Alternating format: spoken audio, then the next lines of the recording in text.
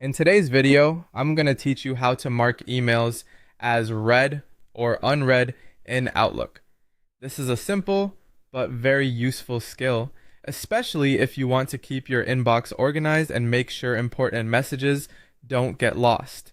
Marking an email as read tells Outlook that you've already reviewed it, while marking it as unread can help you remind yourself to come back to a message later. It's a quick way to manage follow-ups without needing to move emails into another folder. To manually change the status of an email, start by finding the message in your inbox or in any mail folder. Once you see the email you want to update, right-click on it. A menu will appear with several options. From there, choose Mark as Read if you want the message to appear opened, or choose Mark as Unread if you want it to stand out again as a message that still needs attention. This is often the fastest method because it works directly from the message list and only takes a second. There's also another way to do the same thing using the ribbon at the top of Outlook. First, click once to select the email, then go to the Home tab. In that tab, look for the Unread or Read option depending on the current status of the message.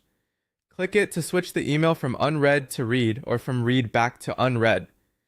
This method is helpful if you prefer using the toolbar instead of right-clicking, or if you want a more visible way to confirm the action.